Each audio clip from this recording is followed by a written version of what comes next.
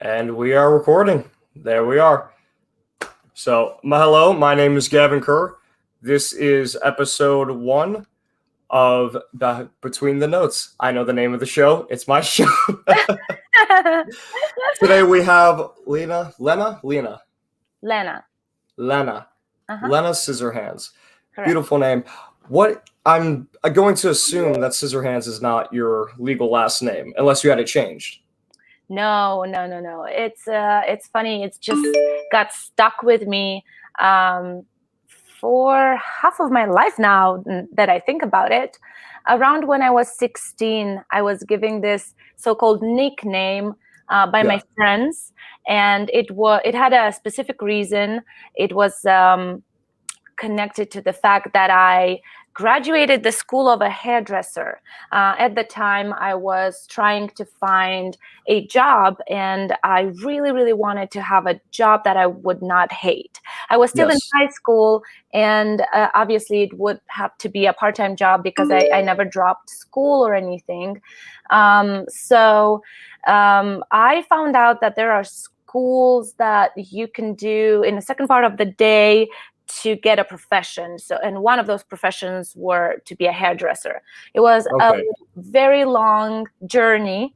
It's not something you can get in a couple of months, but I loved every second of it. And I started experimenting on my friends so much. And yes, when I graduated that school, I got a t-shirt that they made for me that said Lena Scissorhands. And it just, obviously based on the movie, on Tim Burton's movie, which I'm a big fan of as well. But yeah, I'd hope so. Since then, it just stuck with me because after a while, internet got bigger, and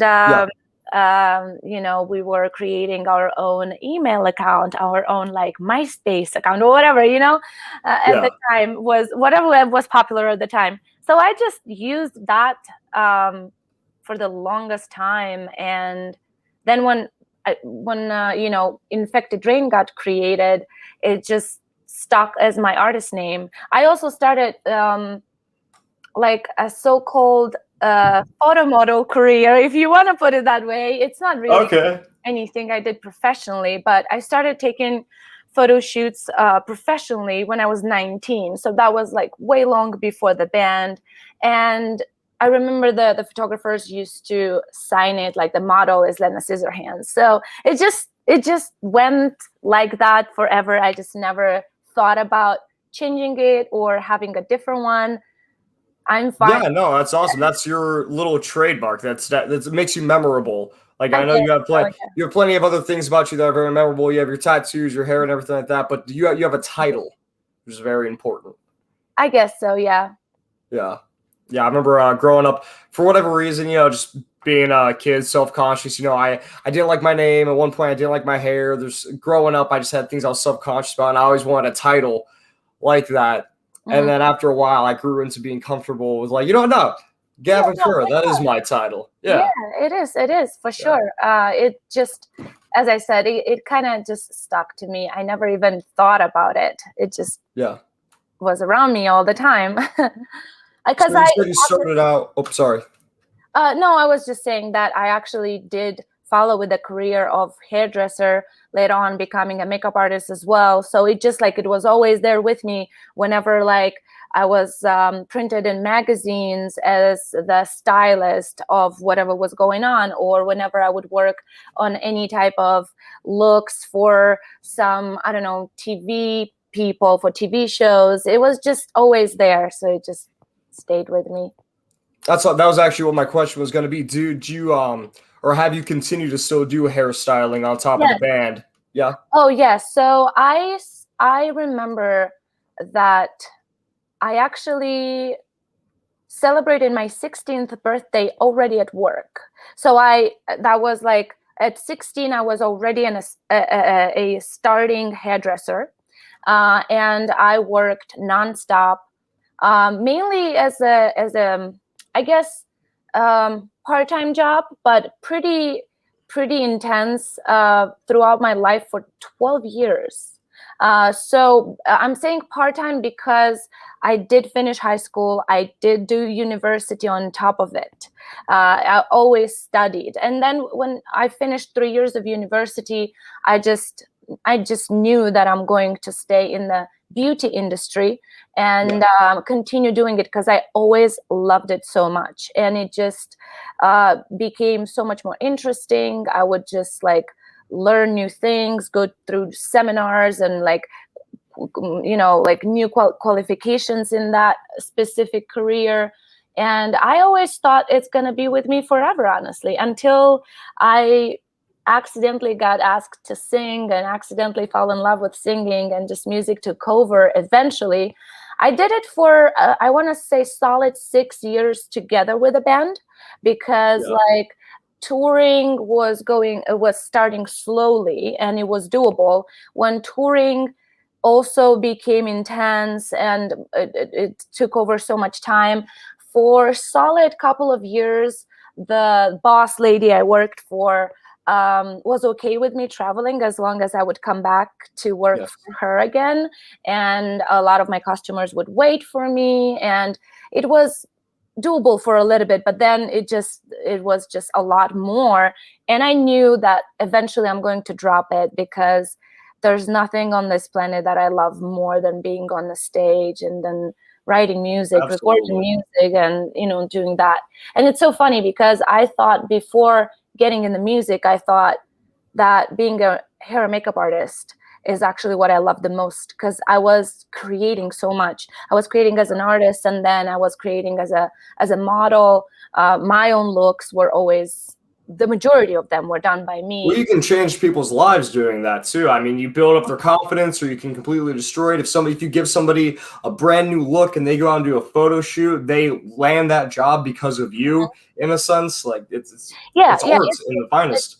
It's definitely very important skill to have, very important job to have, and I think it's underestimated a little bit. But yeah, when you have your person that you go to for so many years, you build that confidence, and you know everything is possible because that person is going to take care of you. If you want something crazy, that person is going to tell you, is it possible or not, you know? So yeah, I've done it. To get back to your question, I've done it for 12 years, honestly. 12 years. Wow. That's amazing. I definitely understand that.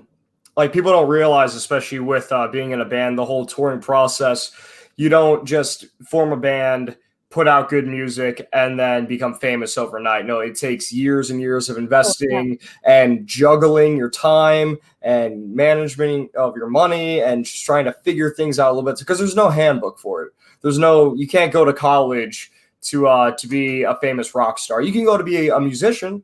Absolutely. And if you're very, very talented and make the right connections, even then still it takes time of years of connections and time management.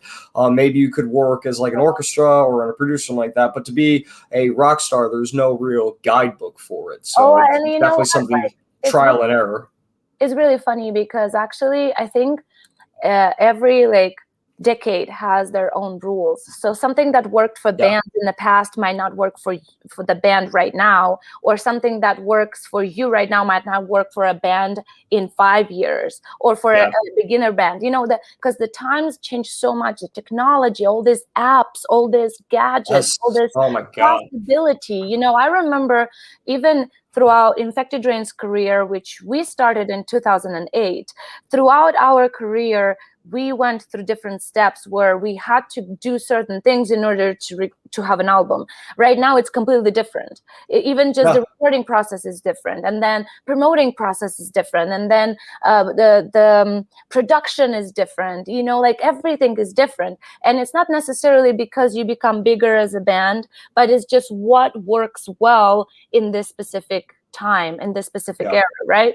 So there are no rules. You just have to play it by ear and just be always aware of the new things, the new possibilities, you know. So absolutely, it's a lot less of it's even now it's become a lot less. It's definitely a lot less of how talented you are, but more who you know, and then what strategy you pick. Like if you're putting all of your money and all of your advertisement into Facebook or something like that, well, that's social media, but that might not be the way to go. I know TikTok is really huge right now. That's how a lot of people are getting famous. They're doing TikTok videos. I don't even have one downloaded yet. I don't either. Yeah. I should though, right? That's what I'm talking about. We should try to like be on the same page with the technology. Yeah. It's a good thing on one side because everything is just so much different nowadays, and it's a good thing because you can seriously write music from home, promote yourself from home, and like seriously even have shows, live stream shows from home right nowadays. Yeah, it's so fast and it's immediate. At the same time, it makes me sad a little bit because it doesn't take as much like hard work and effort and talent too as it used to like before, you know, because you can like digitalize everything nowadays. So in a way, it's definitely, you know, a coin with two different, absolutely different sides. Yes. However, I want to add to what you just said. I think though, still, there's one thing that will never change, at least in my opinion. I listen to so much music, so I'm a music lover. And as a music lover, I want to say that there's one thing that will never change. You have to be sincere and you have to be completely honest with who you are when you give yourself to the audience. Because you can be the most talented, you know what, you can have a vocal range of Freddie Mercury, but if you are trying to rip somebody off or you copy somebody or you genuinely just want to sound like someone else, sooner or later people are going to get bored by even your incredible talent as a vocalist, because there is already a Freddie Mercury. You know what I mean? Like you be you. And that is the key of it. It's the key of it. Not only the originality issue that I agree with you on that, but also if you don't have that genuine emotion, like humans, we have this weird sixth sense where we can pick up if somebody's trying to bullshit us on the mic. If somebody's trying to read us, like show us arts or sing to us or do something like that, and we know that their message is pandering to the audience, we can pick up a lot of the times that, hey, something's off about this. They don't really believe in this. I don't really care about this. Yeah, that's definitely an issue. In your band, Infected Rain, are you the primary writer for the vocals? I write the lyrics for Infected Rain and compose the vocal melody for Infected Rain. Yes. For the vocal melody, I always love to share with my boys, and I have insights and little suggestions here and there. But yes, my boys give me the whole freedom I need when it comes to composing. It wasn't like that right away. Yeah, it wasn't like that right away because I never studied music, so I didn't really know what I'm doing in the beginning. So in the beginning, it was me writing the lyrics because I used to write like little poems throughout my life. So it was not something that I needed to learn from scratch. So I was writing the lyrics, and then vocally we would sit down and do it together. And then it just switched after a while. As soon as they gave me the freedom to see how I feel, to just show them the sound of my feelings, if that makes sense. Yes. They rarely argue about it. And if they do, it's mainly for like a musical rule, not necessarily for something that they don't like. It's more like for a musical rule that like they're like, it's because it doesn't match the scale or the tempo. It's not because they particularly don't care for that part. Exactly. So yes, I do that for Infected Rain, and I love it. That's amazing. Yeah, as I told you at the beginning or before we went live here, or not live, before we started recording, I've listened, I think 3 of your albums at least. I put it on YouTube, just hit a playlist with a bunch of your albums on. I don't know the names of any of the projects, though. I got a couple of them here pulled up for lyrics I'm talking about later. but I definitely heard the evolution and how the band has changed over the years. There was parts where I could hear influences from a bit more of like a genty kind of sections and a bit more new metal, and then a lot of techno things as well. I believe, was there a song? It was, I want to say it was Infected Rain. I'm pretty positive it wasn't one of your albums, but a song where you were almost rapping in it. You do that now and again. Yeah, that really stood out to me. I'm not sure which song it was, but it really stood out to me. I was like, oh, I wish that I was in the middle of work right now so I could save this. Yes, I do. I do like. I always loved bands that could include some raps in the metal. I just think rap is that sort of genre fluid. Oh yeah. I think rap music is so badass. It's so metal as well. Like, absolutely, in my opinion, metal means emotional. Metal means sincere. Metal means deep. Metal it's raw. Means, like, exactly. So for me, it's not necessarily a music genre. It's like all these things, right? So it's a mentality. Absolutely. I'm not the greatest rapper, but I mean, I do love to experiment when it comes to my vocals. And I go from singing very high notes, singing falsetto, singing. You definitely have a very, very huge range and a lot of different tools in your pocket. Absolutely. Did you go to school for that? Like, did you have to do any sort of training, or did you wait till after you joined the band? No. So everything happened kind of together. So I started doing personal vocal lessons with a teacher in my country, a teacher in the University of Music. She was teaching piano and vocals, and I was only doing vocals with her. And I did that for 3 years in the beginning, and then I started digging deeper into the extreme type of vocalizing, and I knew that I need that type of knowledge as well on top of it, because singing is always the same. It's singing, you know, and the rules are all the same. It doesn't matter what genre you choose to perform in.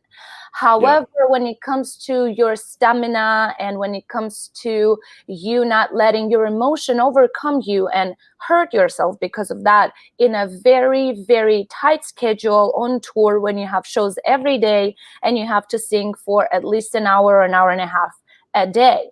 So you sing and scream, you know, and so that's when I was like, okay, I need something extra to that. And that's how I first discovered it, like through all the videos online, and then I bought her DVDs. I'm talking about Melissa Cross.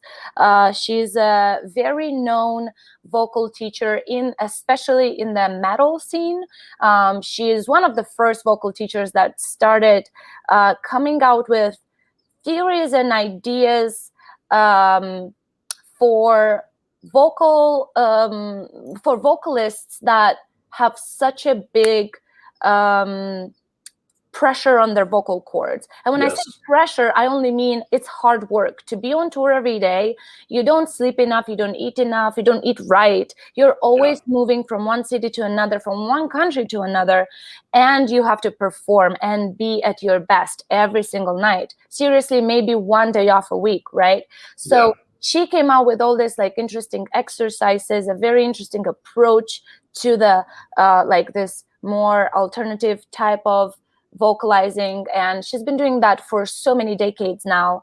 And I was lucky to actually meet her in 2013, and since then she's my guru, she is my best friend, she is my teacher, my mentor, and everything else. And I always can count on her advices, and not only when it comes to the vocals, so not only when it comes to the technique itself, but also like on the emotional level, on the human level. It's just so important, because we are a living instrument, if that makes sense. Absolutely. And everything affects our vocal cords, everything, the way we feel mentally or physically, and how much we eat, how much we sleep, everything affects the way we sound. We are not a guitar or a piano that Yeah. has no feelings or has no heartbeat.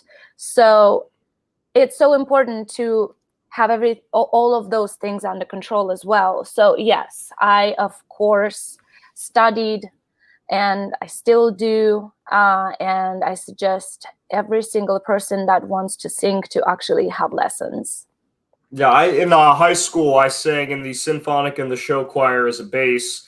Oh, So I got some classical training through there, and then I was the lead singer of a metal band for 3 years. Actually, recently departed from them, and now I'm doing solo things. But people don't realize how much work it is. Like I would get off stage and be covered in sweat, physically exhausted. You know, not so much my throat was hurting, but my head was hurting. oh I yeah. had a headache. My abdominals were on fire, like Oh yeah. pushing everything down to get the low growls and screams to come out of me without destroying my vocal cords. It's definitely strenuous. And now I have a special app that I purchased that has a whole bunch of classical exercises on there, and then I listen to a lot of musicals. I found musicals are a great way to practice singing just because it's a completely different type of singing as opposed to classical or opera or pop or metal. The way that they enunciate words and the way that you have to control your breath is a lot different because some of them are very classical, some are very operatic, but then there also are ones where it's almost a character voice where you're like talking and singing at the same time. Yep. It's definitely a lot of fun. It's interesting that you bring that up because that's exactly what Melissa's trying to teach, is that singing, speaking, and screaming is supposed to be the same. It's supposed to feel the same. And when you figure that out, that's when you're not going to struggle with it anymore. And it's a feeling. You can't, like, how you describe a feeling. It's something, it's so personal for every and each one of us, right? So it's just something that you will feel eventually if you like pay good attention, if you're like here in this moment right now, alive, awake, and you feel how does your body feel when you speak, when you scream, and when you sing. It's really interesting. Yeah, absolutely. And I love that you said in this moment you could sort of like think and feel about it, because it is difficult to do, but it's easy to remember. Like if you think back to your childhood home, I'm sure you can imagine how it smells. You can imagine how the air felt, how the sun was, the aroma of the room. But right now in this moment, it's kind of difficult to think about it. It's difficult to think about the room that you're in right now and how it feels, how it smells. You have to really concentrate on it. But 5-10 years from now, you're going to be able to look back and be like, oh, I remember that. It's really interesting because those are our senses, and that's how we survive, because of our senses. And I'm trying to work on that very much lately, and to be very aware of my surroundings, and meditating helps a lot.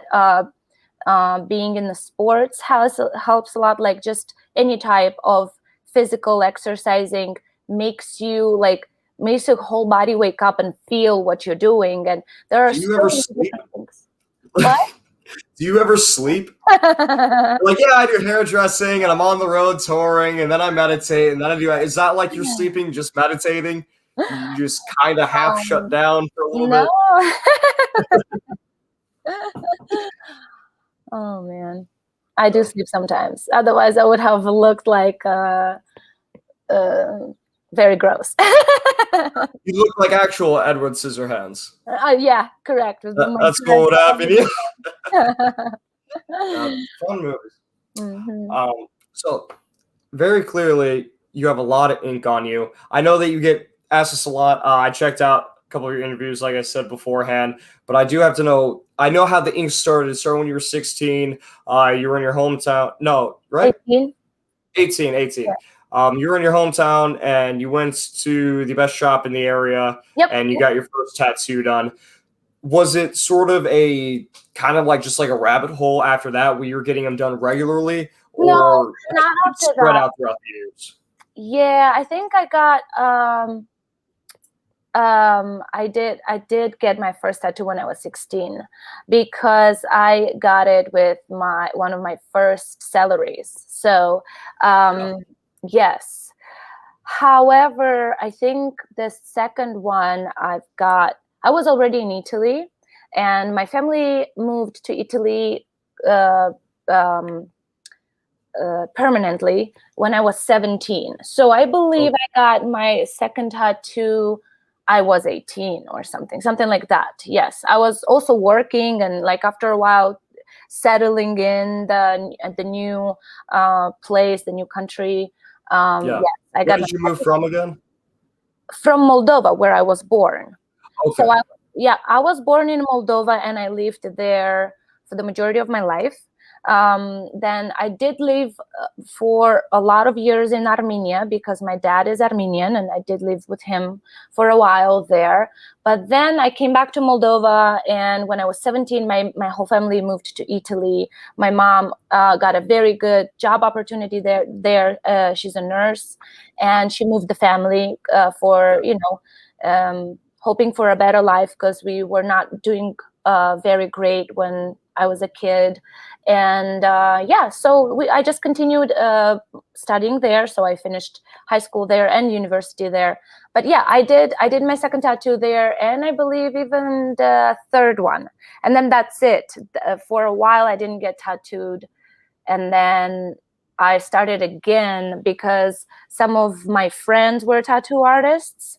Yeah. When I moved back to Moldova, I believe I was 21, and 20, almost 22. And yeah, I just started getting a lot of tattoos. In the beginning, it was with the same artist. For the majority, he did my whole sleeve, this one whole sleeve. He did my wings, and a big tattoo I have on my lower back. He did a big tattoo on my thigh. He did a bunch of tattoos for me, but then he moved to a different country.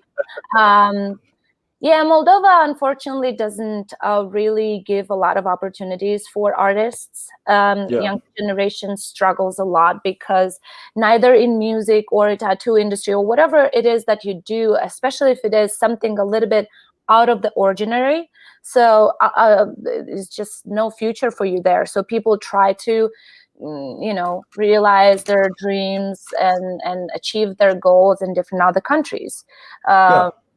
So I'm yeah, completely ignorant to everything about Moldova. This is the first time I've actually heard that's okay. of the Totally country. fine. It's a very small country, so I don't totally understand. So after that I just stopped again for a while because my tattoo artist moved, and then when I moved here to America is when I continued getting tattooed. And now I have a couple of artists. I just love to collect good art. So Yeah, no, that's amazing. I went through a little bit of a phase, and thankfully thank both. I'm upset about, but also thankfully because I was losing all my money. My artist moved across the country, and then he comes back to visit. I go to the same artist for all my tattoos. He comes back to visit. Actually be here. I'll be getting a new tattoo on my leg, sometime next week. nice. But I was going to him, I want to say once or twice a month.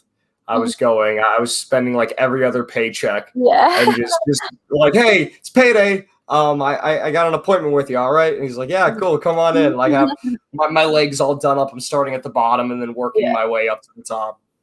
Nice. They're addictive. They're addictive. Like, you go in, and I remember getting my first one, and I was nervous because I was by myself. I was 18 at the time. I had one tattoo previous. It was not my first tattoo. I had my older brother's memorial tattoo on my back. His mother did that for me at her house, and so this is my first time in a shop. I found him online through an ad that he had posted. I liked his work, but I went in there. I'm like, not really sure how I feel about this. We'll see how it goes. And by the time we were done, I was so happy. I was like, all right, I'm going to be back in 2 weeks, and we're going to do another 7 to 9 hour session. All right, I got you, man. Let's do this. Nice. Yeah. Very important to find a person. Getting tattooed is not just about the art and the tattoo itself. It's very important who you're getting tattooed with, because just the energy of your tattoo artist in a way transitions into like your energy, because getting tattooed is very painful, and getting tattooed, being in pain and like sitting around an asshole, it's not very pleasant, right? So No, not you at want all. the tattoo artist, like just the chemistry, just the chemistry between the two people has to be positive, has to just go smooth. That's so important, so important. Yeah, especially for people who want to get bigger tattoos. I'm sure you've had some long, epic sessions. Like I said, I usually do 7 to 9 hour sessions. So that's a lot of time to spend with somebody, and that's a long time to be uncomfortable. Like, Exactly. even though they're my legs, so I'm usually sitting or laying down. Doesn't To matter. lay down in one position like that and not be able to sleep, that gets uncomfortable after a while. So you definitely want to make sure that you like the person. And then on top of that, too, if you like them and you go to them regularly, they'll cut you a deal now and again. So that's always a plus. Yeah. I mean, Always tattoo enjoy artists, that. they do appreciate their regulars. Of course they do. Yeah. So Absolutely. It's a bond. I'm sure that when you were doing hair that you had regulars that you really appreciate when they came and that you were excited to see them and cut their hair and everything. Yep, I would come to like in my days off sometimes if they needed me, for sure. Yeah. Yeah. One of the tattoos, I took some notes. So I know you have the Powerpuff Girls for your sisters, Yes. Wherever that is. I just went like this. That was my first. And yeah, look at that. That's awesome. There. You also that you have some Disney tattoos. Mm-hmm. What do you got? What do you got, Disney? So the very first Disney tattoo I ever had was the white rabbit from Alice in Wonderland. And I chose to do the one from Tim Burton's version of Alice in Wonderland because it's just so awesome. He holds a clock, a little, I don't know, pocket watch or whatever. Yeah, pocket watch, yeah. And just the reminder of the fact that time flies and not to lose time. It was really deep meaning for me at the time, especially in my life. So it's a super old one. I mean, it's not the oldest. Maybe it's like, I want to say 8 years old now. Yeah. Something like that. So that's my very first Disney tattoo. And then it just went from there. This whole sleeve is Disney. And it's just, I love it. I mean, I have the Treasure Cat from Alice in Wonderland as well. I have Baymax and Hero from... Okay, you got some modern Disney too. I dig that. Yeah, I have Dopey from Snow White. I have... Jiminy Cricket there. The conscious of Pinocchio. I have Rafiki right here, and I have Grandmother Willow, and I have Yoda. I mean, yeah, pretty That's much. awesome. Mm-hmm. Disney's turned into such a Goliath of a company in the past 5-10 years between buying Marvel and Star Wars. Like they've bought everything except for the Bible at this point, it almost seems like. So true. Yeah, everything is Disney and Netflix now. Yeah. It's all streaming service. Look, it's just so interesting because I didn't grow up watching neither Star Wars or Marvel movies or the Disney movies. The only Disney movie that I grew up watching was Lion King and then Alice in Wonderland, the animated one. And those are such a crazy movie. Oh yeah, amazing. I watched it as an adult for the first time maybe a year ago, and I got halfway through it. I had eaten some pizza with extra mushrooms on it, and decided that'd be a fun thing to watch after eating that special pizza. Mm-hmm. And I got halfway through. I was like, yep, this isn't for me. This isn't fun anymore. I'm going to go play with a Slinky. Well, yeah, it's just something that, I don't know. I think it's crazy good. It wasn't part of my culture, and I ended up just getting deeper into Disney movies and all that as an adult. I remember I watched Star Wars for the first time. I was already in the band. So, like, I don't know. I feel like if you watch it as an adult, you see the different side of it because you didn't just watch it when you were a kid. So, yeah. Well, there's a lot of things that you don't pick up in movies, even like kids' movies and Disney movies. They have little innuendos and jokes and references in there that only adults get. So watching it as an adult definitely is a new perspective from it. You said that you mentioned being growing up where you did in the culture and whatnot. You didn't watch this movies. That means that you're like you and your whole band watched Star Wars together for the first time, or are they like, what's the matter with you? Why the hell haven't you seen Star Wars No, yet? just a couple of us. Just a couple of us. I was just curious to see it, and at the time there was no new ones at the time yet, so we Yeah. only watched the old ones, obviously. But yeah, it was me and some other band members. Yes, they didn't see it either. It was first time for all of us. I'm sorry. I'm just gonna open the door for my dog for a No, second. you're good. You're good. What kind of dog do you got? I have a mini schnauzer, and she's a very needy baby. She's a 2 year Yeah. old. Her name is Luna. Come here, puppy. Come here. No, she's gonna be super jealous now that I'm talking to you. Oh, She loves I'm attention. sorry, Luna. I'm sorry I'm taking your mommy from you. Yeah, no, I understand that. I have a how old is he now? Like a 5, 6 year old Rottweiler, Oh, and nice. he is a big baby. Oh, He always yeah. wants to go outside, and then he's out there for 5 minutes and wants to come back inside or Yep. starts barking at the neighbors or something. So Yeah. I I definitely used understand to that. have a Rottweiler growing up. Yeah. Oh, that's awesome. Yep. That's awesome. How big was he?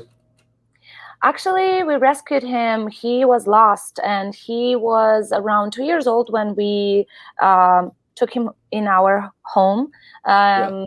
He was around 2 years old. That's what the vet told us, Yeah. and he was already trained. Like he knew the Oh wow. like the basics, basic trainings, and Yeah. he was incredible. And he lived with us until he was like 9 or so. And then when we had to move, we gave him to uh,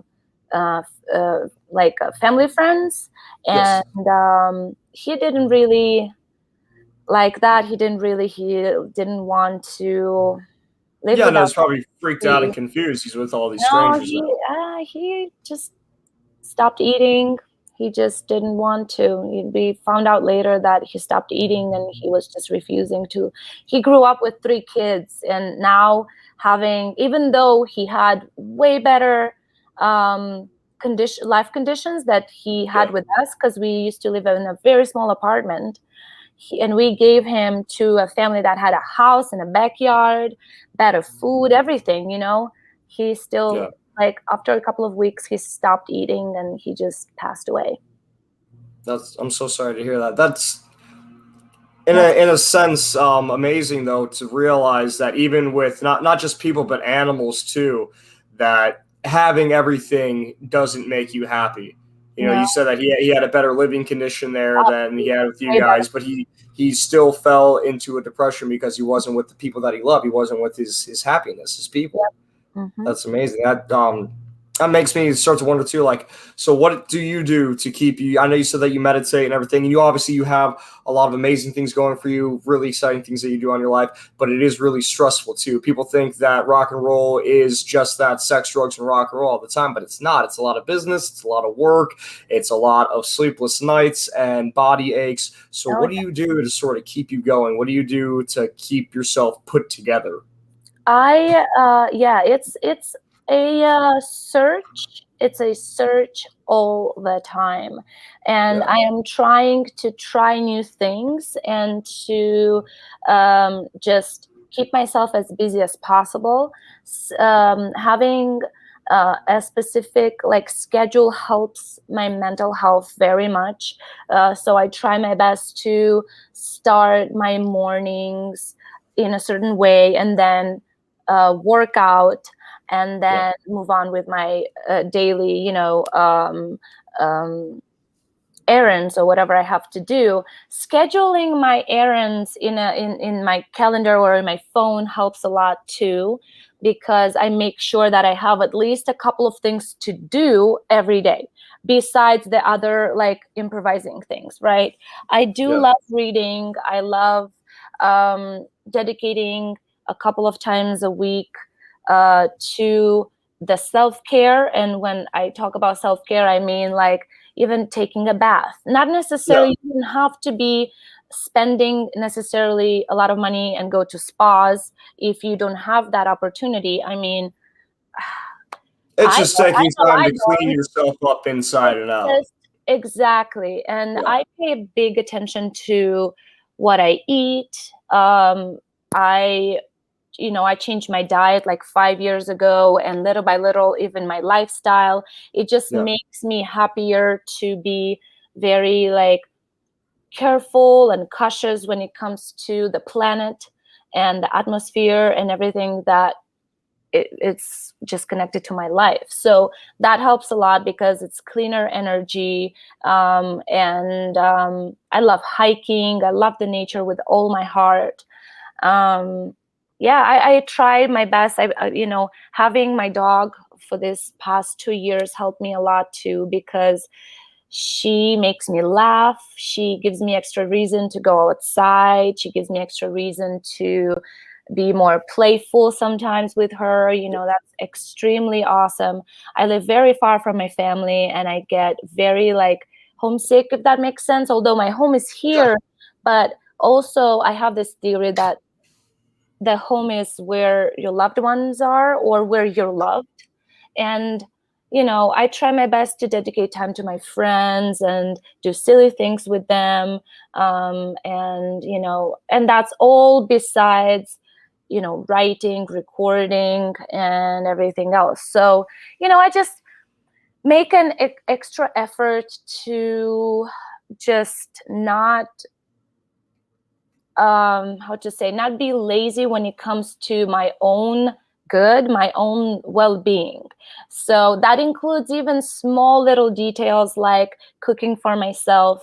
We all know, I mean, I'm not the only one, we all know that when we are alone, we would be happy with a sandwich or whatever, or something Yes. really I fast. love a good sandwich. Exactly. But like, actually putting the time and the energy and the love into a meal and then sitting down and enjoying it, it's a different level of self-care. Because Yeah. for some reason we do that for other people, but we don't do that for ourselves. So I'm working very hard, especially for the past 2 years, on being a little bit more self-aware, and try my best to like love on myself a little bit more than I ever used to.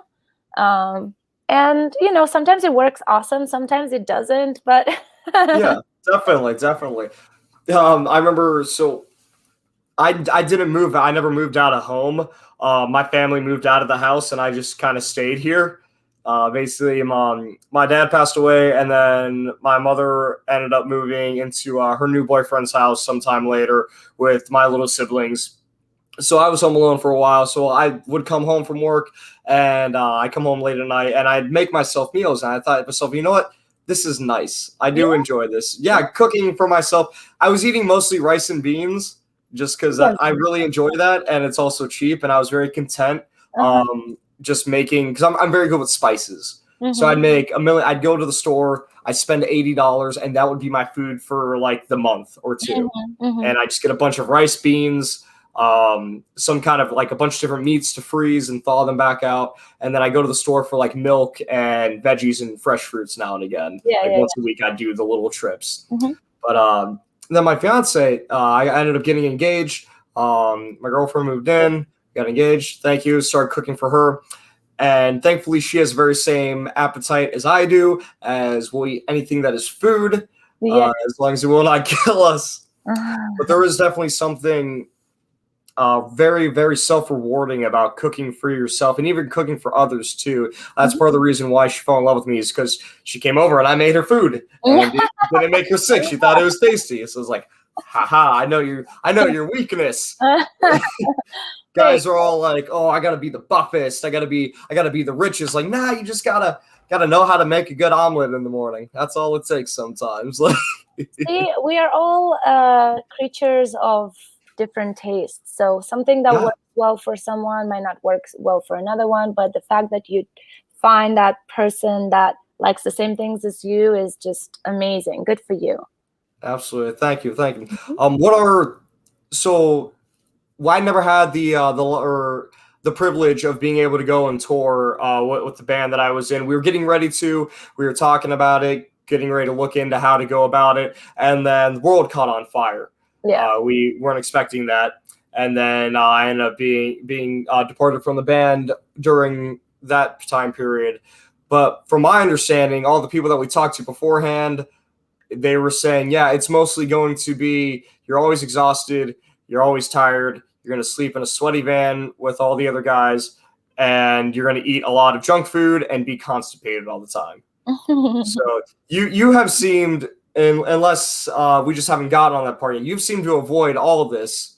So tell me, what has your touring experience actually been for you, and how have you made it as comfortable as possible? Yes, thank you for this question. We do a lot of tour videos for people to get a little sneak peek behind the scene, so-called behind the curtain, and what's happening while we are on the road.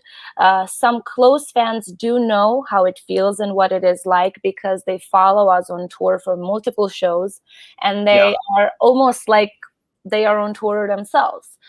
Now, we all done a lot of experimenting and mistakes with like eating whatever and drinking coffee at every single gas station. And those are such big mistakes. And you cannot not do it. So you can't understand that unless you do it, right? So for the past years, it's been 5 years now that I've changed my diet and my lifestyle. I wouldn't say drastically because I always was like more aware of what I'm eating, and like I was always pretty active as a person. I would go to the gym or do some kind of sports. However, when I was 29, I just did a big research on what we eat and how our bodies, like react to what we eat and everything. So I just remember deciding to clean my body and just kind of start over or whatever. And that led to me becoming vegan. And since then, I eat vegan. And now, we were already touring before a lot, and it was already always a struggle because the easiest meal on tour is always pizza, sandwiches, burgers, something like that. Taco Bell. You cannot have that every day because you're gonna just seriously be uncomfortable all the time, and especially if you have to jump on the stage for so much. You have to take good care of your temple, your body, because if a guitar player or a drummer or a bass player or keyboard player can have fever or bellyache and still play their instrument, a vocalist cannot. Yes. So I had to seriously change everything. So I started taking on tour with me fresh fruit all the time. So bananas and apples are always in the van with us. We buy like a lot of them, and because everybody is gonna want to eat them, even the people that are not vegan, if it's there. So you better have a lot, right? That's the funny thing about fruits and veggies. If they're there, everyone's going to eat them. Yeah. But very few people actually go out and get the fruits and veggies. Yeah, that's true. But it doesn't break my heart. It's okay because I'll gladly share the good stuff. You know what I mean? And then all kinds of nuts are in the tour bus with us. And it also helped a lot, the fact that there's another vegan musician in my band, my guitar player, Vedic. We pretty much started at the same time. So it wasn't, I didn't feel like the black sheep, you know what I mean? So like you had an ally. Requesting a vegan meal in our rider wasn't as like selfish. It didn't feel so selfish, although it shouldn't ever feel selfish. But this is just the way I am. You can't help but feel a little self-conscious when you're a minority. So you're like, I'm special, no, you're not. So on tour they're like, fuck you, you're not. That one pizza, you want to put cheese on your pizza. Here you go. And I'm like, no. I mean, vegan, technically, but so yeah, I mean that helps a lot.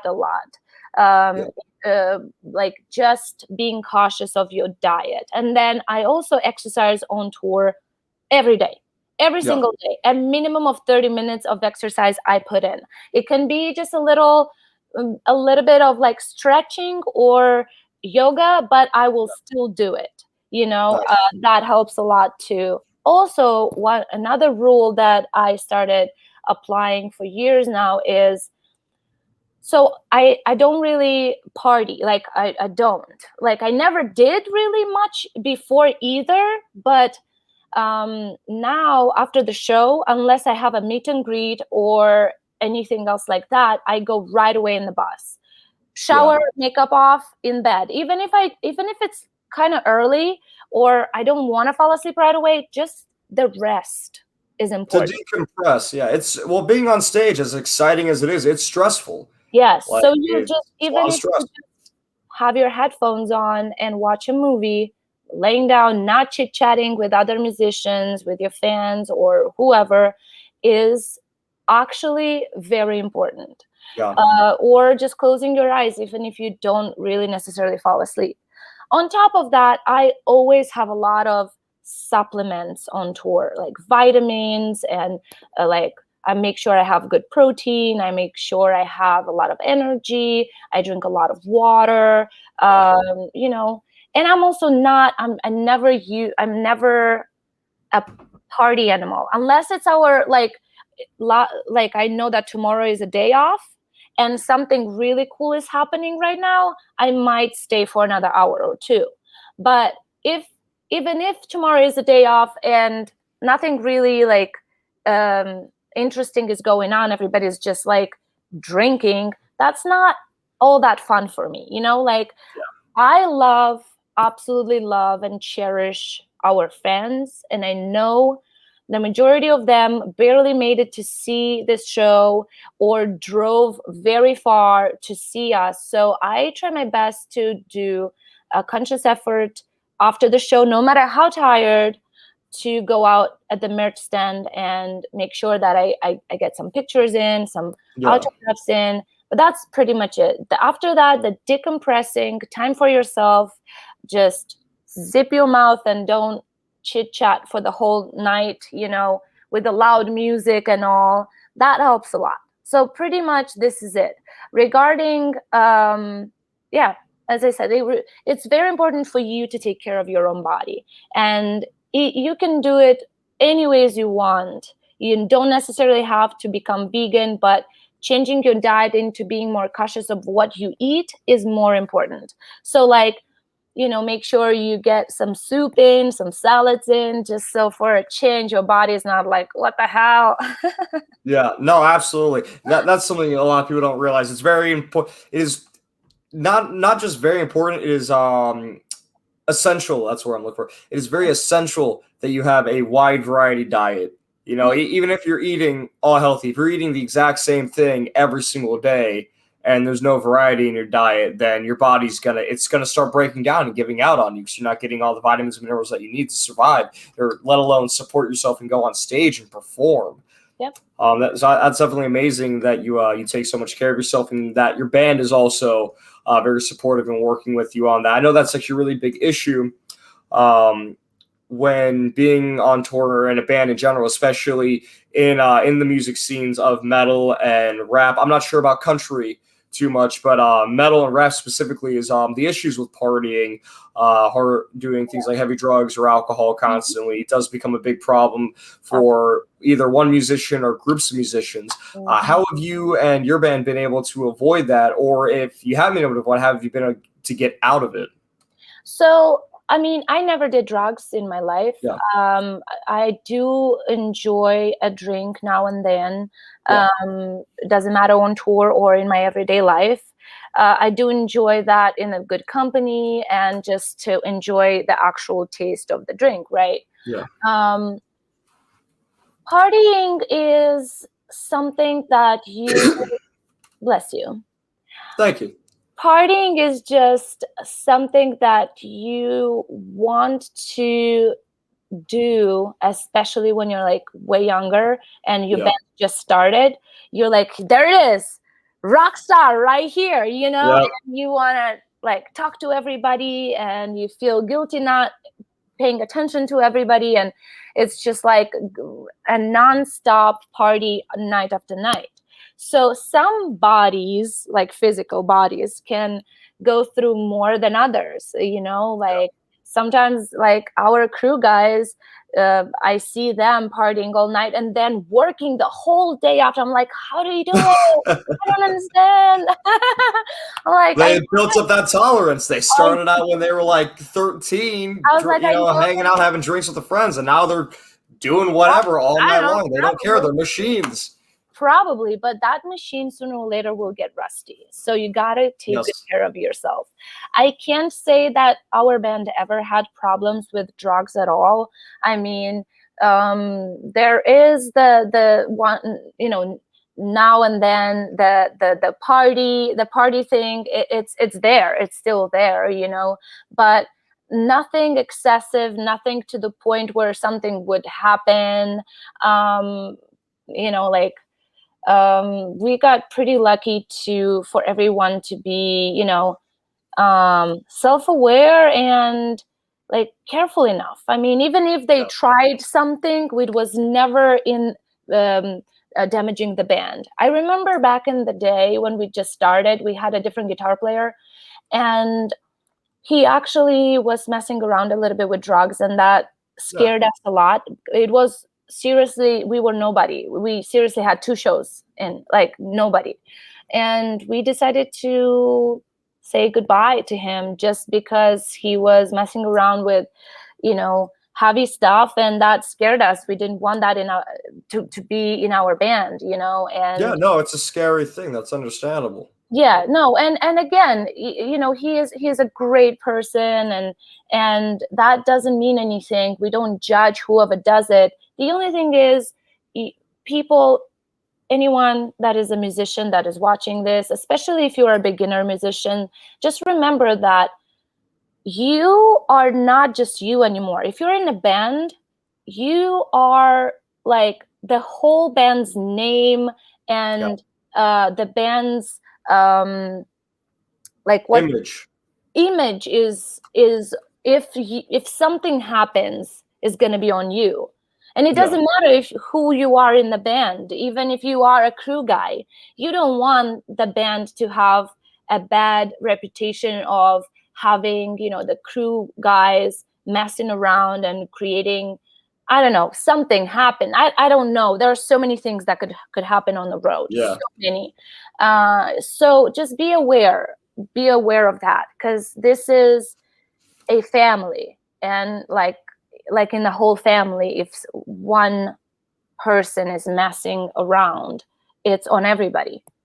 Now, do you think that there is a threshold of how obscene you can get, where then all of a sudden it becomes acceptable again? All of a sudden, like the difference between people freaking out about Miley Cyrus smoking a joint on stage during a show, but then nobody batting an eye and even encouraging like the actions of Motley Crue and all the crazy shit that they did. That is so difficult to answer. It all depends of the era. It's a very philosophical question. Yeah.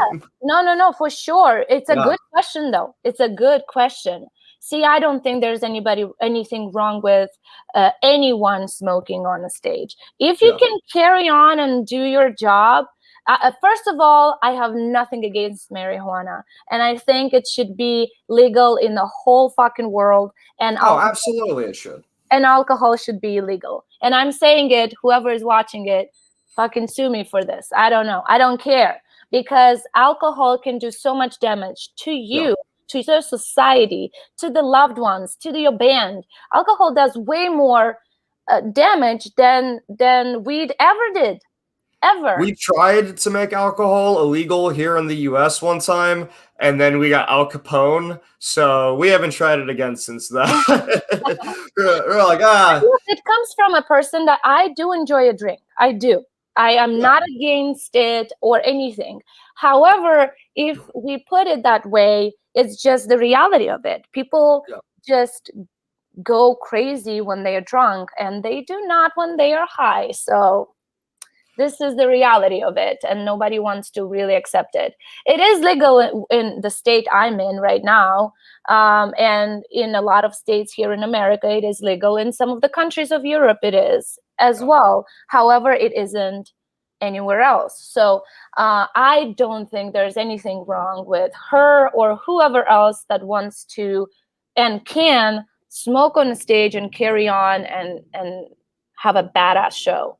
I Yeah, don't, absolutely. there are other worse things that people have done on the stage that should be Oh illegal. my god, that's the point that I'm getting at. Like, why do we shun certain things in society, but then we allow a completely even more obscene part of it? Like people. One thing that was trending a little bit ago was Pepe Le Pew, the skunk who's always hitting on the one cat in the Looney Tunes. Was deemed inappropriate for society and children, stuff like that, and was being censored and canceled. But then on like the same, like within the same week that had happened, I think it was Nicki Minaj and somebody else was on stage doing a dance to whatever song of WAP or something like that, literally scissoring one another in front of everybody on public television. It's like, where is your reasoning here? Yeah. I don't know. I don't feel like I am like competent enough to judge here. I just try not to judge ever. But I do understand your question, and I do agree that it's so weird how people just judge certain things, Yeah, I don't expect you to answer for society either. It's just something I like to ponder on sometimes. Like, No, interesting. I do understand. Yeah, for sure. Yeah. Do you ever do you or any of your bandmates when you're writing? So I know you do have some sensitive topics that you write about. I'm not sure how big. I know that you have a lot of interviews that are out, and you're pretty big on social media. Do any of you ever worry about the cancel culture, about putting something out there that is your opinion? And while it may not even seem like a big or very controversial opinion, just worry about somebody freaking out about it. Sometimes. However, I did set a little rule for myself when I joined the band. And in fact, that's pretty much the same thing that I told you before we started this interview. I try just never to bring up the topic of politics and or religion.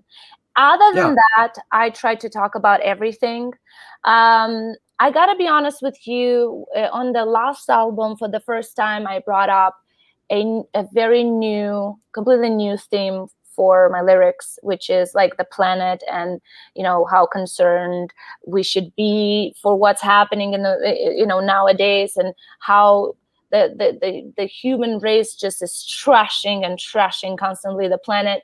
And I knew that there are going to be people that are going to just judge, disagree, or whatever. But this is not just my opinion. This is not just a couple of people's opinion. This is a scientific fact that is happening. And I came to the conclusion that if it concerns me, and it does, like a lot, then I should talk about it. And if I have the microphone and I have even if it's a very small, little, insignificant power to talk, it doesn't matter. If you don't want to listen, if you don't want to hear, turn it off. But if you will hear it, just maybe, I will at least be,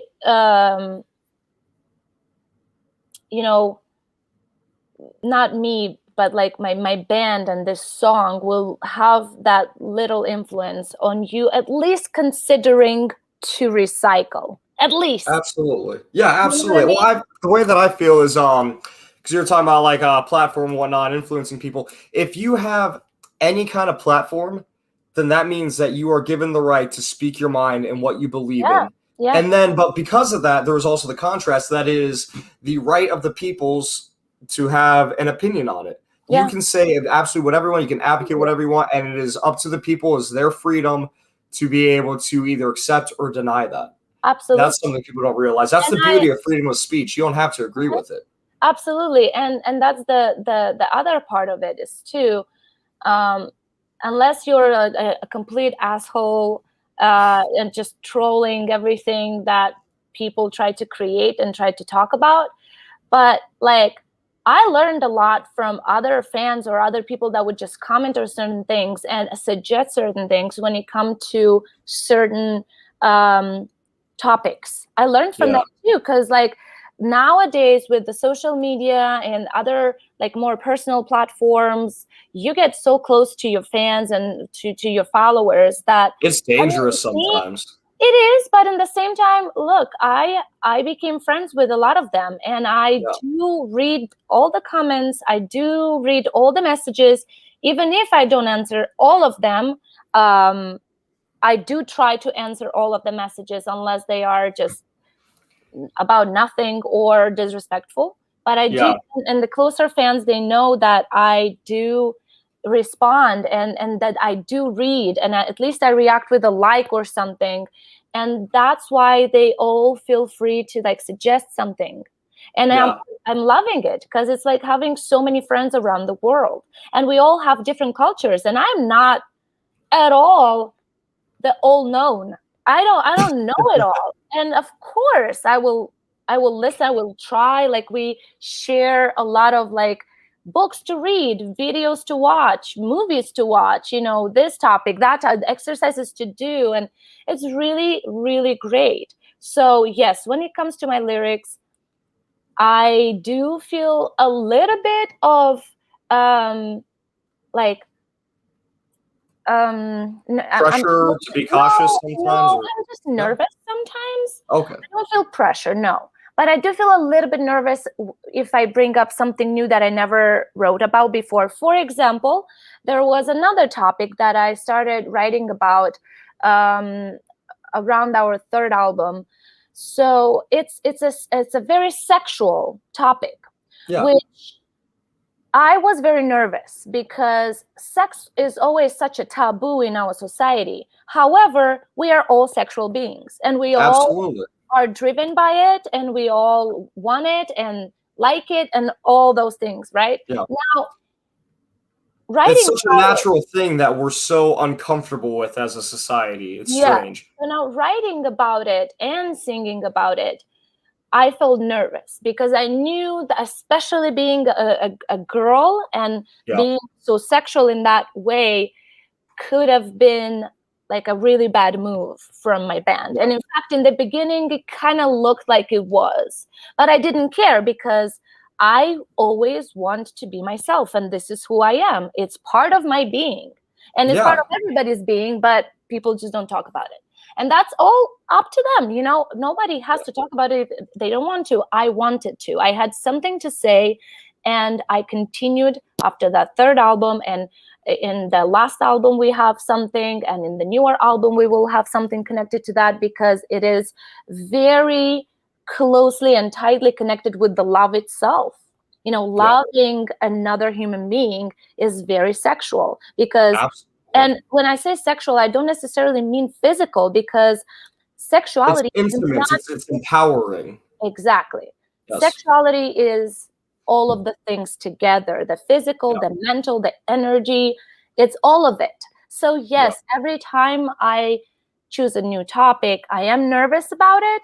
However, because I chose to be myself, and because I always advocate and try to encourage everybody to be themselves when it comes to art, I will just never stop doing that. Well, that's amazing. That's amazing. It really is, and it's very brave of you to do that. Just because when you go into that topic of sexuality, being sexual, then for some people it opens up a floodgate. It opens up a weird world where they're like, okay, now I can now I can make these weird comments. Now I can send these creepy pictures. Now I can do this, that, and the other. They think it's okay, and they're like, oh, well, I like this, and she has said that she liked that. So obviously, it's like, no, stop it. It's bad. You. So I definitely that's amazing that you're able to first off establish yourself, saying, hey, look, I am a musician. These are all things I'm doing, but then this is part of me too, and acknowledging it, not running away from it, but not letting it also be your trademark and be, yep, oh, I'm a sexual being, love me, come to my shows, and I'll make you feel like the most important person in the world kind of thing. Mm-hmm.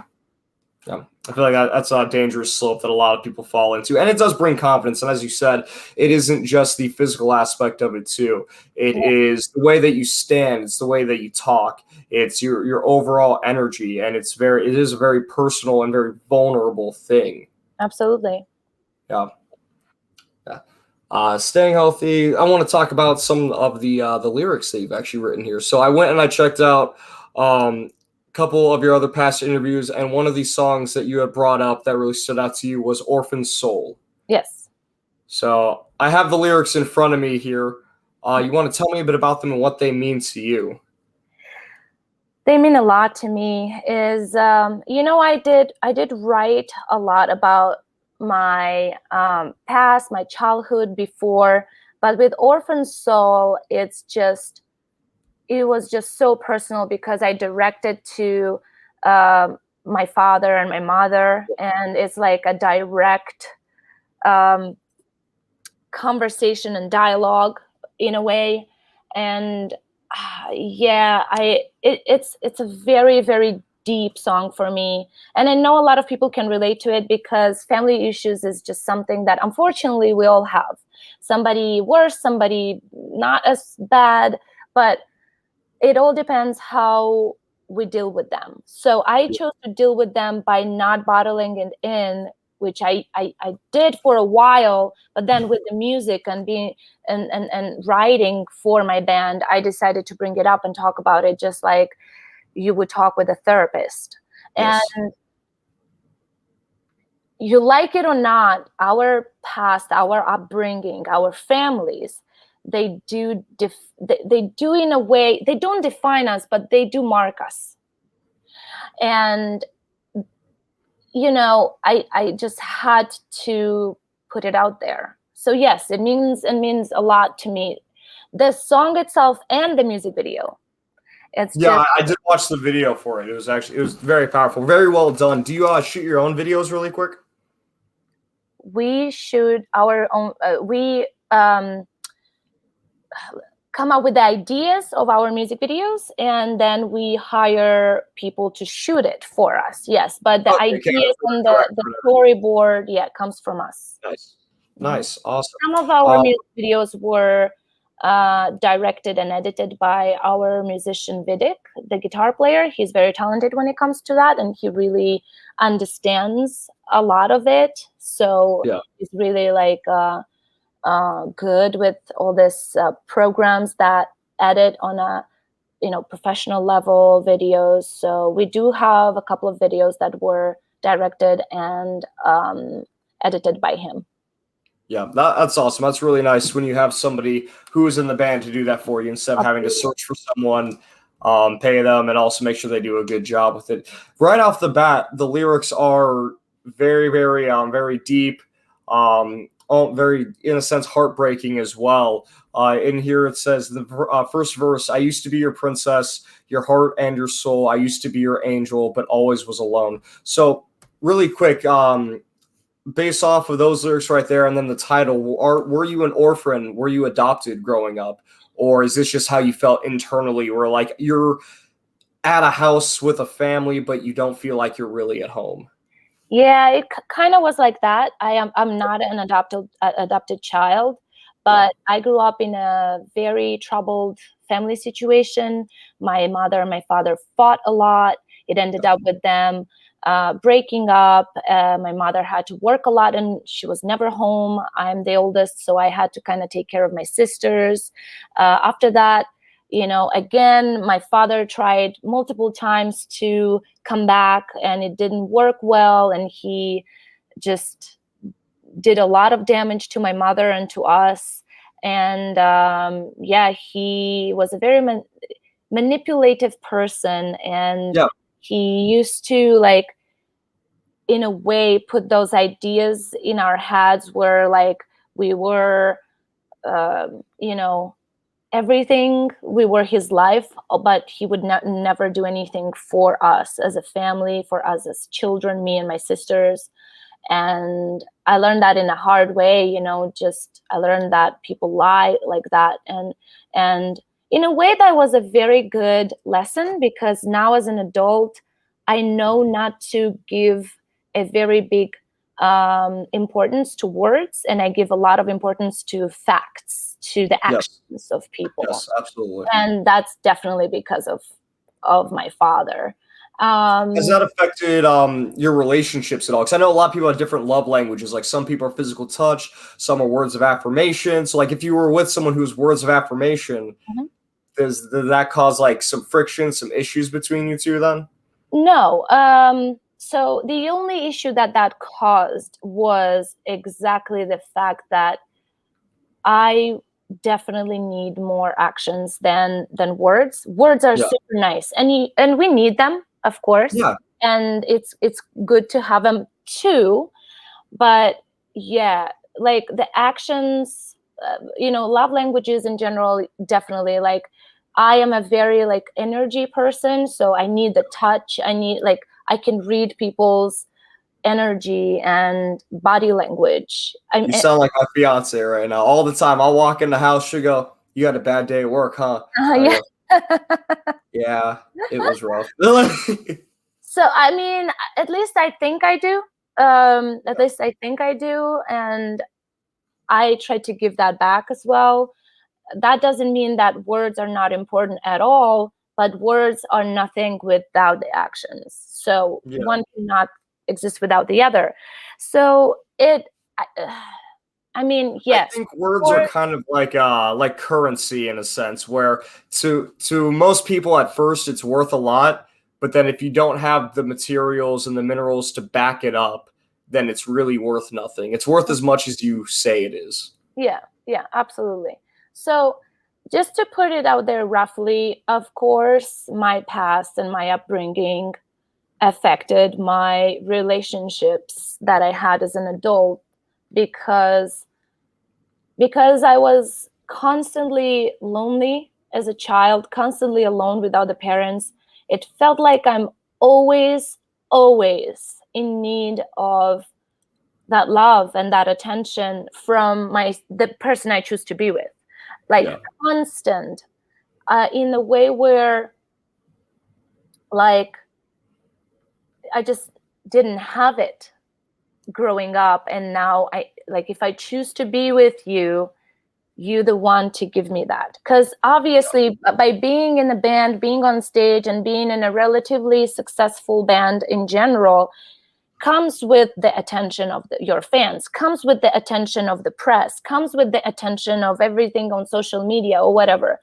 And it's Yeah. great, it's amazing, it's flattering, it's like, builds your confidence, it's really good. However, if you don't have that from your significant other, everything else doesn't matter. Yeah. No, absolutely. I do definitely agree with that. Um, it's a quality over quantity kind of thing. Yep. And the quality of your significant other's love definitely beats the quantity of everybody else's, the At least fans it's and whatnot. supposed to. At least it's supposed to. Yeah. That's true. For some people, it doesn't. For some people, they definitely prefer the quantity of it. Oh yeah. Yeah. Yeah. Whatever works for you, as long as it's love and not anything bad that you're doing. So. Yeah, yeah. Do your best to be open and honest about that, about what you want. Coming back to the lyrics here, one of the popular themes, especially it looks like in the chorus of this song or the pre-chorus. Um, I can't fly with no wings. So is that in reference to your tattoos then, or are those related? Your tattoos and those lyrics to deal with your upbringing and then how you sort of blossomed into who you are now? I mean, it's not at all connected to my wings tattoos, Okay. but it is connected mainly to the fact that I found what I love to do in life and what makes me happy, which feels like flying, like Yeah. creating art and being a musician. It feels like flying. So if I felt like I'm in the cage all this time and I couldn't talk about my feelings, I couldn't bring up everything that is painful deep inside, now I can, and I'm not afraid, and I'll just jump and I'll dive into it. I'll fly in this unknown, you know what I mean? Have you ever been skydiving? Yes, I did. First off, how was it? I've yet to go, but I really want to. So awesome. And I did it in Hawaii. And oh my God, of all the places, oh, that's so wonderful. I know that's such a good place to do it because of the colors and the scenery that you see. It was great. It was insanely great. Like, well, the water even is different. Like that's something I didn't. I took a trip to Belize a few years ago, and something I didn't realize because I've been to California before and I've seen the ocean there. I didn't realize that the water is different around the world. Oh yeah, of course. Yeah. And I've seen different waters too. I mean, I've been to different places in different countries. Hawaii is one of my favorite places to be for many reasons. People, nature. It's not the cheapest place to be, unfortunately. Otherwise, I would be there already. I've heard that it's very expensive. And then I've also heard, I don't know if you've experienced this, but I've heard that also if you're not in the touristy area, that the native Hawaiians are very racist towards tourists, towards white people. I never experienced that. I only experienced the best attitude from the locals. The best attitude. Well, that's good. I had a buddy who was in the military. He was what was he doing? Something in the army, but he was stationed in Hawaii for a few years, and he told me, he's like, yeah, like we would be on our base and we'd be in the touristy areas, but then we'd go like a couple miles over to the supermarket and they'd call us all kinds of weird slurs and stuff like that, and we were really confused about it. Maybe just an experience he had. I never had that experience. But back to skydiving. Is there a specific song that you would listen to or would want to listen to while falling? Like, would you listen like your own music? Would you listen to Orphan Soul while just free falling? Well, I would always listen to my band. I'm a big fan of Infected Rain for sure. However, in this specific scenario, it's funny, but my answer would be I wouldn't want to listen to anything. I would want to listen to the wind, to the what's happening around me. Really? I wouldn't want music in that specific moment. Yeah. Is there much to hear when you're free falling? Because I know the longer you fall, the faster you fall. So there's got to be a point where you can't hear much of anything except for just wind. Yeah, you cannot hear much. You you wear earplugs so it doesn't hurt your ears. So it's just hearing your breathing and like a little bit of the wind that still you can hear with the earplugs in. It's just hearing you. It's almost like you hear your inner voice, your soul. Yeah. And you have so many thoughts in your head while you're falling, you have no idea. I was gonna say, have you ever slipped into that abyss where you're like, maybe I just don't pull the parachute cord? Well, like, you know what? Like, okay, so I did not jump alone. You cannot do that unless you're certified to do so. So I was. That's right. You need so many hours. Yeah. Yeah. So I was with a trainer. Right. So he pointed out a couple of things that were incredibly beautiful.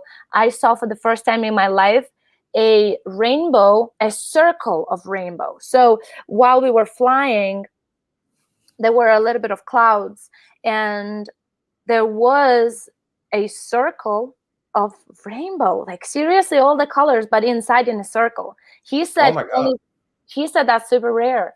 And he only that's amazing. Times. I never seen it. I didn't even know that was possible.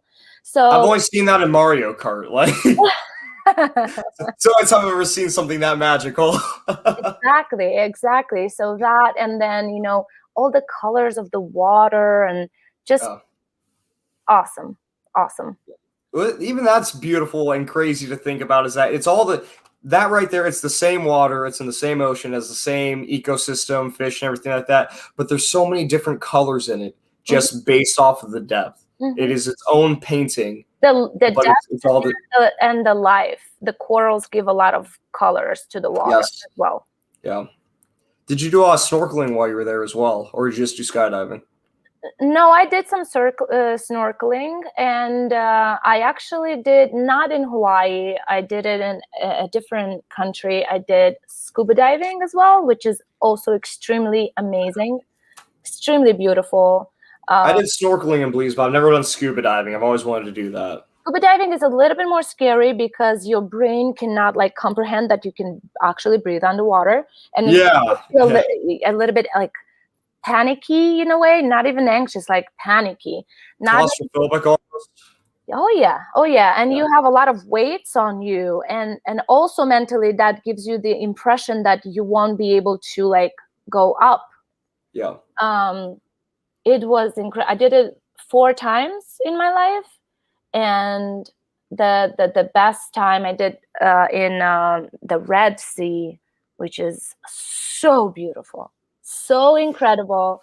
Yeah. That's amazing. So you've traveled all around the world then. What are some of your favorite places that you've gone to?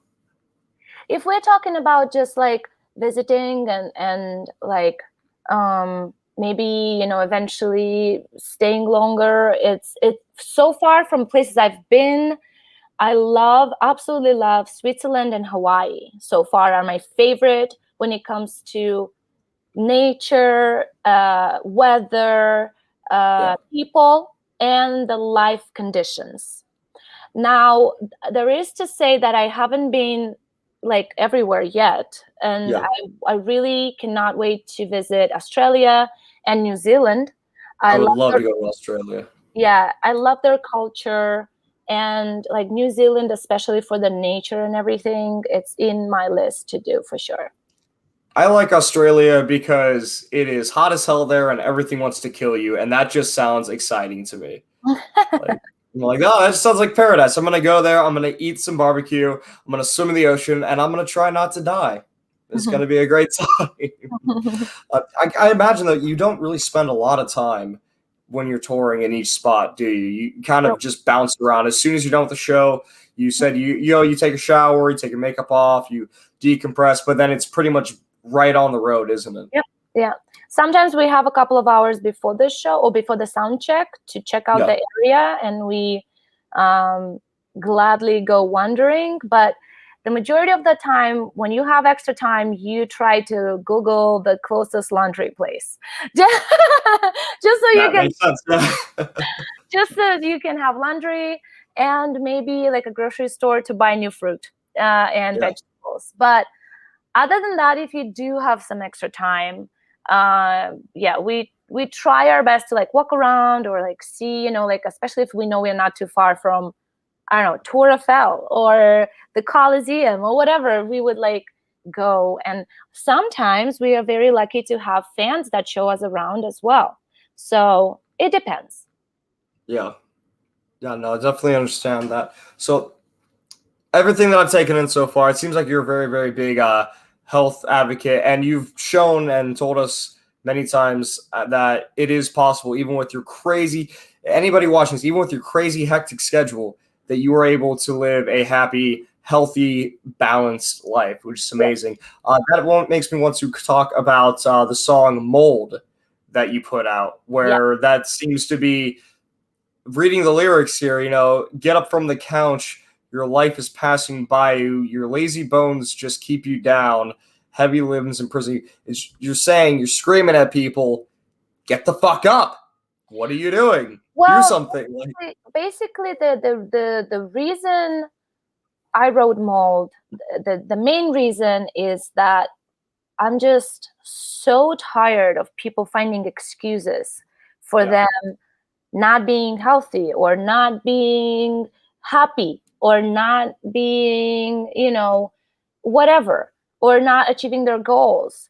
But however, that's not a good enough excuse for them not being hateful, not being fat, not being unhealthy, not being, and judge me all you want. Judge me all you want. I think it's just laziness. And we all can be lazy sometimes. It's fine. I can be lazy. You can be lazy. Anyone. I know I can be lazy sometimes. Yeah, just don't be chronically lazy.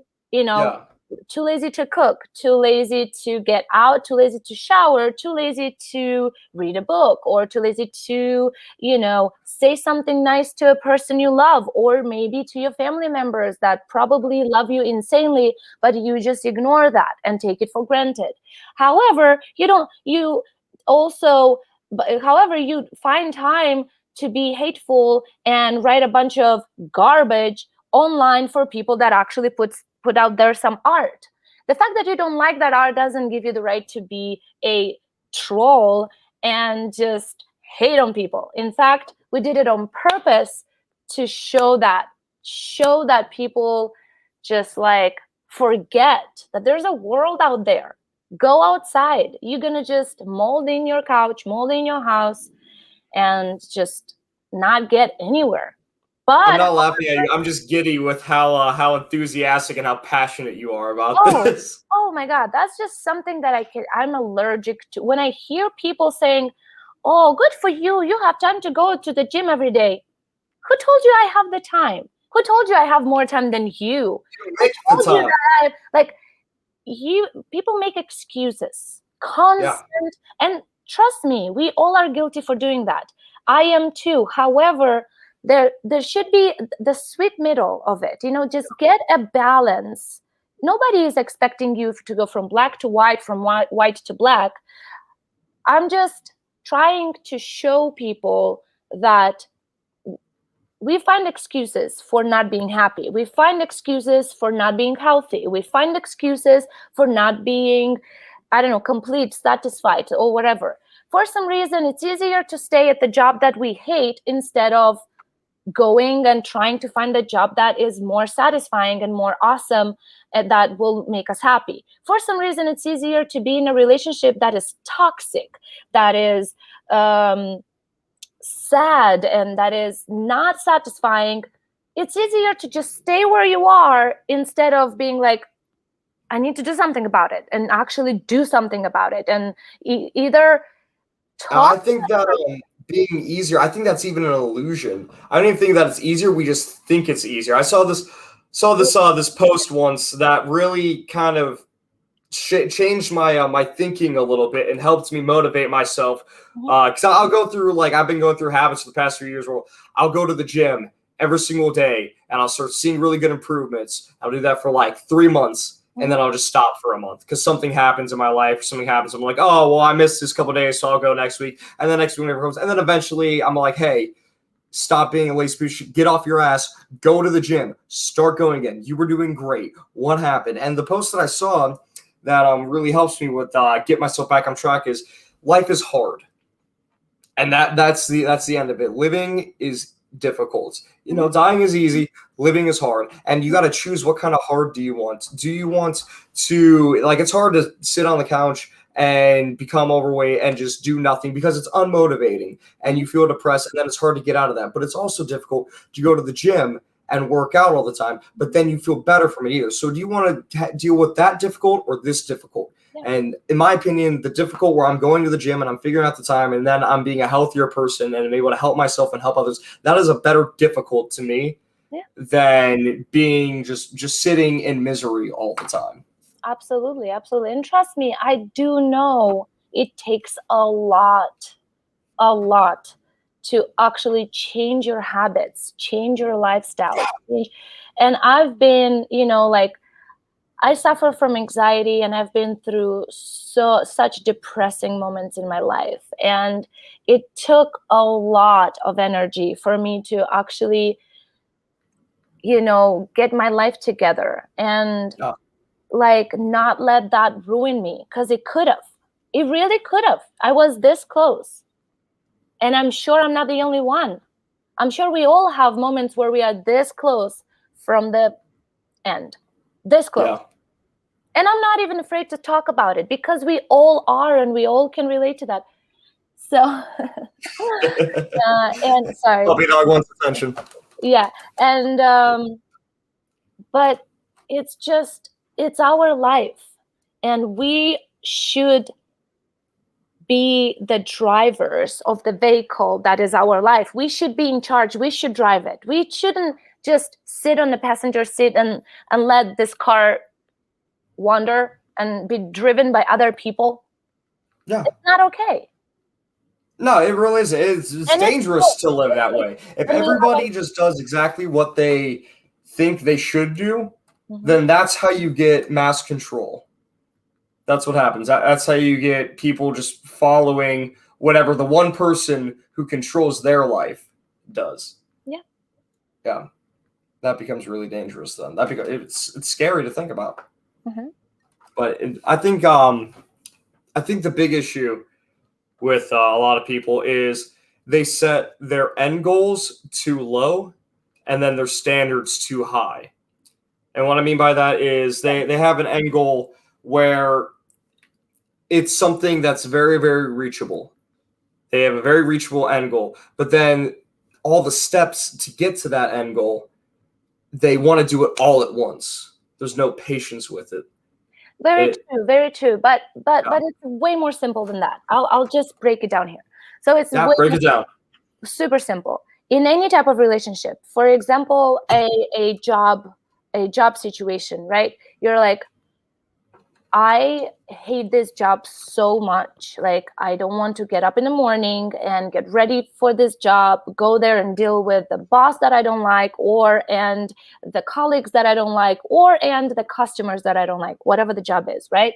Yeah. However, you're like, yeah, but it pays the bills, and like, I don't know where and how I'm going to find a better, paycheck, so I'll just stay. So you choose a relatively decent paycheck instead of waking up with a smile on your face and like getting in the shower and getting dressed with so much enthusiasm and go to work and have fun during your shift or whatever it is that you do, whatever the job, right? Why is that? Do you know that a happy and a satisfied employee, again, whatever the job it is that you do, is eventually going to make more money than one that started making a lot of money right away but hates his job because of the love and enthusiasm? Do you think hairdressers are paid a lot? No. However, I know they are. I have a lot of friends who are hairdressers. Exactly. However, if you are amazing at your job and you love your job and you have an amazing approach to it, you're going to have so many tips because people are just going to want to come to you because they love your energy and they see that you care about his or her hair or whatever, and they will come to you and you're going to be the richest fucking hairdresser. Yeah. It's the same job. It's the attitude. It's the love. And not everybody is meant to be the hairdresser or whatever the job is, just an example. However, if you find that one thing that makes you happy, even if it's not giving you money right away, do you think I make a lot of money? I'm in a relatively known band, right? And I've been in this band since 2008. I can barely pay my bills, but I'm the happiest. I'm so happy with the choice I made in my life. I'm so happy. I think the issue that people struggle with is their happiness versus stability is what it is. People, they care a lot more about that comfortable stability versus being happy. Correct. But the stability will come eventually if you are sincere and honest about like what you do. Yeah. Even if what you do is super simple. Even like, I don't know, like the groomer of my dog, for example, right? I had to change so many because they were doing such a terrible job. And it's way more expensive than cutting people's hair, right? And now Why don't you just cut your dog's hair? Well, because I'm not qualified. I don't know what I'm doing. I don't want to hurt her. Isn't it the same as like cutting a person's hair, just over a whole body? It does involve other stuff like their nails, their ears, their mouth. Okay. And it involves a lot of other stuff. It's not just, I can fix her beard because she has a little cute beard. I can fix her beard now and then, but that's it. Yeah. And so like finally I found a person that I can tell loves my dog. She loves her job so much. And now I gladly leave her way more money that already is expensive to do that procedure for dogs. It's already expensive. And then I gladly give her extra money because before I used to get my dog with little scratches, injuries, and uneven haircut. I'm like, oh my God, you know? What the fuck did you do to my dog? Exactly. And that's like that with any job. You go in a grocery store and you have a cashier that smiles to you and asks you questions, or like is so involved with what you bought, and you have a conversation. It changes your day. And I Oh, know, absolutely. and you definitely don't tip the cashiers. However, other people can see and can tell that customers leave happy. And I am 100% sure that that cashier is going to be promoted sooner or later, just because of this attitude. Yeah. Well, not only that, but it's a two-way street. So like, because I did a lot of, or I still do food service and working with people a lot. And my first job, I was 16, was working at Chipotle. So for those of you watching who don't know who Chipotle is, if it's not in your state or country or whatever, basically I'm making burritos right in front of people. So they get to tell me when I'm messing up, and they get to tell me when I'm doing good. And they will definitely tell me when I'm messing up. So I did that for 3 years, but I was always really happy and bubbly and smiling when I did it. And because of that, I would have regular customers drive an extra 10 minutes specifically to our location 100%. just to have me wrap their burrito. That was it. 100%. And it made me feel good too. It made me feel great, even if they weren't a regular customer. Just seeing someone who was looking on their phone, not paying attention, completely dull, look up, say, "Can I get a burrito?" Yeah, absolutely. Yeah. Can I get some white rice? Sure thing. Well, can I get some black beans too? Like, it makes me smile because I'm making absolutely. And look, I'm sure we can talk about it over and over again and bring up so many examples. And all of you watching, you know what you're doing wrong at your job. You know what you're doing wrong in your family. You know what you're doing wrong in your relationship. Is complying. Is just going with the flow, closing your eyes to your feelings, and not allowing you to feel, not allowing yourself to be alive and be like, this doesn't make me happy. I need to make a change. Now, the change doesn't necessarily have to be drastic. Sometimes a little talk with your partner or your business partner or your work colleagues or whoever might fix that little issue that doesn't make you happy with whatever it is that we just mentioned. Sometimes the action that is needed has to be a little bit more drastic than that, but also it's not the end of the world. It's worse when other people choose it for you, like in a relationship where you are completely happy and somebody chooses for you to end this relationship for no reason, at least for no reason that was explained to you, or no chance that was given to you to fix that reason for that person not being happy or whatever. Or at the job where they will like let you go, but you didn't do anything. You were amazing at your job. And that is not fair. That is a different story. We are talking only what's in your power. When things are not in your power, you should not stress about it because they're not in your power. And I know it's not easy because I stress about that all the time. No, I had a coworker, Brian. He cooks with me on the line, and he was asking me the other day. He's like, "How do you stay calm when we get a whole bunch of orders and the waiting staff is messing stuff up and running out of food? Like, how do you stay calm?" I'm like, well, I know that, one, I have had it much worse than this situation. Two, many other people have had it much worse than this situation. And three, while this situation sucks, it is only for now, and it only really matters as much as I let it matter. Like, it's only gonna screw up my day as much as I'm gonna let it. If somebody cuts me off when I'm driving, I'm gonna get a little adrenaline. Be like, oh, that guy's a dick. I'm gonna be upset about it for 30 seconds to 2 minutes. You don't let that being said, though.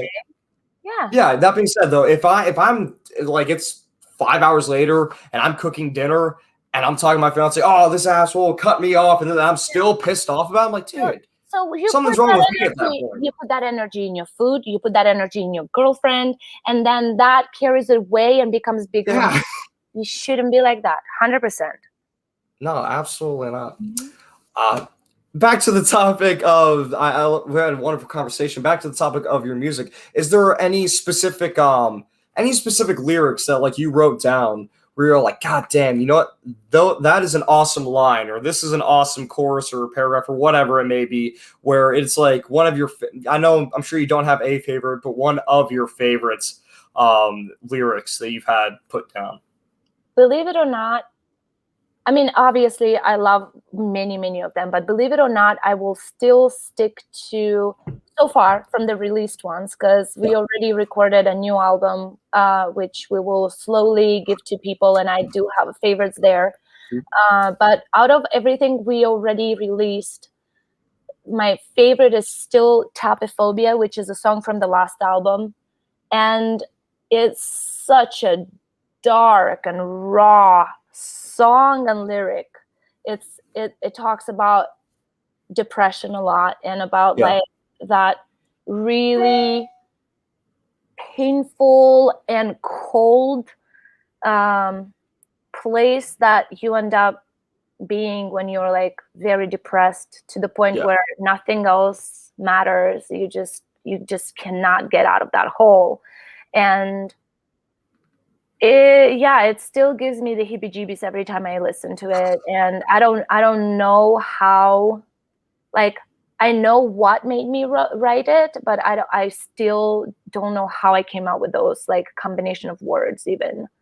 It's Tapophobia. I understand that when you get into a flow of writing, that's exactly what it becomes. It becomes a flow where it's sort of out of your control, and you're just letting, you're bleeding out basically on the pages, and then you have to make it comes down to making the decision or not to release that to the public and be vulnerable like that. That's amazing. It's really awesome. You said you got a new album coming out. That is very exciting. What can you tell us about this? I can only tell you that we will start releasing singles with their music videos around autumn this year. So that's all we know. We don't have date releases yet, so things don't always depend on the band. And the album is gonna follow after that. So it's going to be the very beginning of 2022. And honestly, you're the first one to know about it, because the first news were that we will release it this year. And it kind of so special. I think I can say that. I think nobody's going to be mad at me for saying that. I don't know when, but as soon as possible, we will release it. But we are planning to give to people a lot of interesting new videos and new stuff before, and then we will start giving the new material in autumn with music videos and singles. And the album will have 12 songs, and the album is incredible. I'm a big fan of it already, and I'm very, very curious and nervous and emotional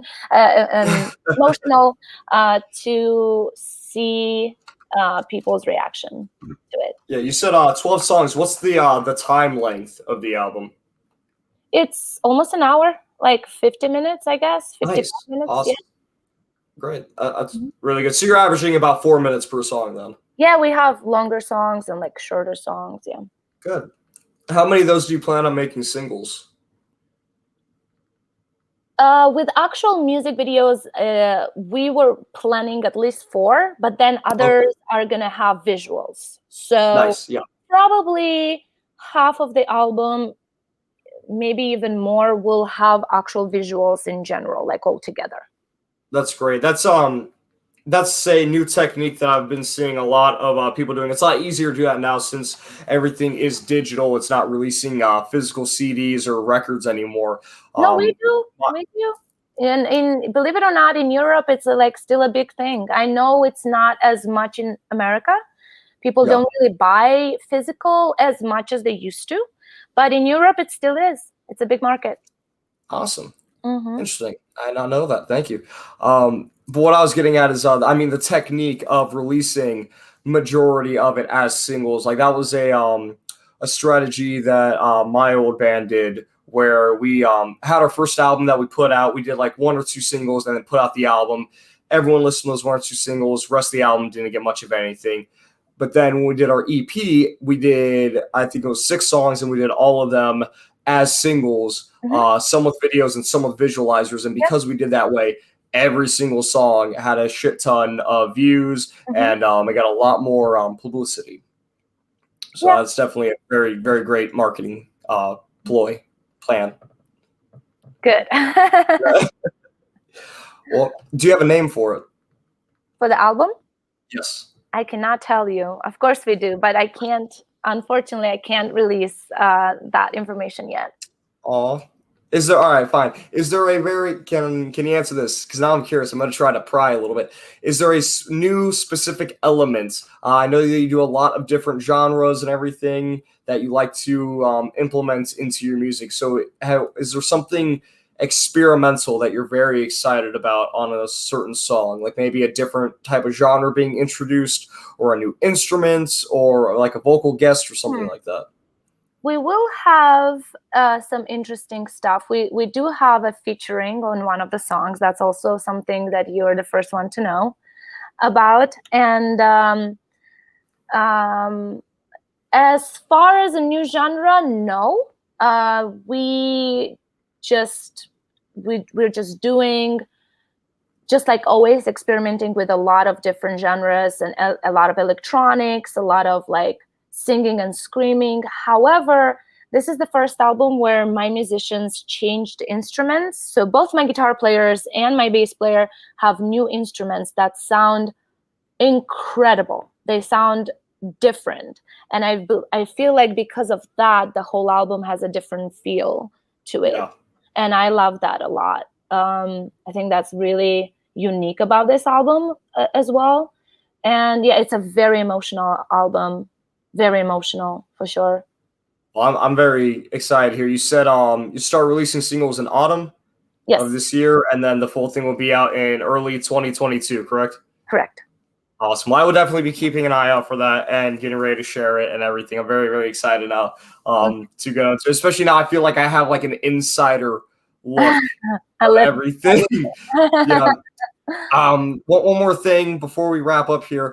I am curious. So one of the things that I love to do, I know that a lot of people definitely obviously follow you, look up to you and the band as a whole. Who are some of your biggest inspirations? One of the things I like to do is I like to find whoever inspired musicians that I'm listening to and just see the lineage of how that inspiration has evolved over the decades. You're not going to like my answer. Well, I'm sure I'm going to love your answer. You'd be surprised what I listen to, all right? I got some weird stuff on my Spotify. That's not what I'm trying to say here. What I'm trying to say is that I think so much influenced me as a musician in general. And it's not necessarily just the music itself. Like everything inspires me to write about certain topics, to write about certain people, like movies, soundtracks for movies, bands, musicians outside, like bands, art in general, nature. Every single thing inspires me. So I can't really pinpoint a specific band or a couple of musicians. I listen to music all the time. It's in my life. I go to the gym. I listen to the heaviest thing ever. Like I listen to stuff like Black Tongue, Die Artist Murder, Lamb of God, Hawk this, stuff like that. I listen in the gym or when I'm driving. Like I listen to completely different stuff when I wake up in the morning and I start my day. Like I play Michael Jackson, Queen, Kiss, No Doubt.